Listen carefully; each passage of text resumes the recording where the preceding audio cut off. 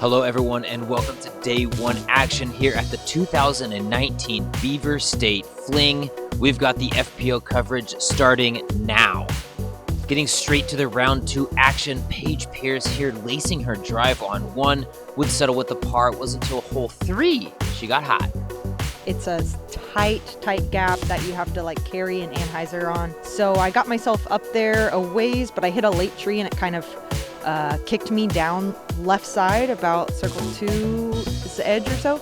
And I actually had an open look, but I was kind of far away. So it was one of those ones that would be a bonus, you know. It's like I'm not expecting to hit 66 footers, but you know, it's easier to run them without weighing too much of the risk factor. The big bird on three would lead her to the must-get 175-foot par 3. Hole 4 gives it the ace run, knocks in the comebacker still. Proving she has one of the more well-rounded games in the FPO division, she throws the flex sidearm up to hole 9. But hole 13, she would show off the distance, 700 feet to the pin. A little bit low off the tee, but would make up for it on the second shot here. Throwing it wide right, drawing it back in. Does leave a little bit of meat on that bone. No problem. Dead center. Paige was on a mission today. Here she is on the par 3, 250-foot hole 16, lining up the bird. Dunks it in. She would finish the day 4 under par, 8 strokes clear of the field. Finishing up her round with the easy peasy par. She would end the round with the lead, but with no intention of letting up there. I will never take my foot off the gas, ever. It's not about this next round or the Beaver State Fling for me. It's about preparation for Worlds. Next on the list, Vanessa Van Dyken. Not quite the long arm that Paige does, but she would make up for it on the green. Her first shot getting a little bit out of hand. She has this long one for par. What a way to start, sinking the jumper. Cutting around to hole 3, not to be big putted by Paige. Vanessa would knock her own outside the circle putt in. Maybe the highlight of the round though, the par 5, hole 6. You remember it as being the albatross hole, but Vanessa surgically dissects this one.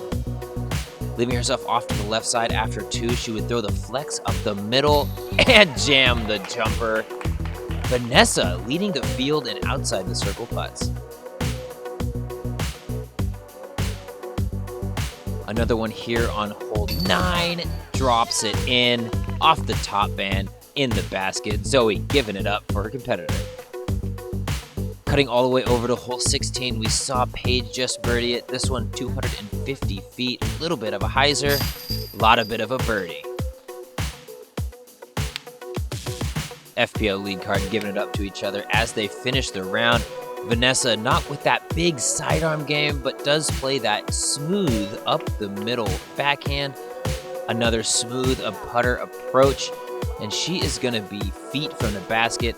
Tapping in, again, 8 strokes back of Paige, but leading that second pack.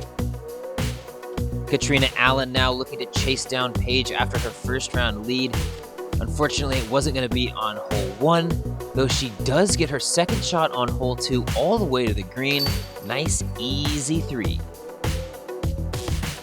Getting to hole 4 action, the 175-foot must get. Katrina leaves it a little bit right, but no problem. Sinks the bird. These 3 middle holes would spell doom for Katrina, though. Here she is turning over her drive on 10, and after hacking up the fairway, can't sink the bogey putt. Would have to settle for double here on 11. Saws it off a little bit early. And the tree is just not agreeing with that upshot. She would need to sink a long one to save par. No dice. Hole 12 after the back-to-back bogey stroke holes. Just a little bit too much stability on that drive would leave her in a very tricky up spot. Laying up, she does settle with that bogey. She would par out from there and unfortunately not be able to hang onto that third place spot. You see our leaderboards right here. Paige Pierce, again, 8 strokes clear of the field. Vanessa Van Dyken, Jen Allen joins the ladies on the lead card after a 2-under round 2.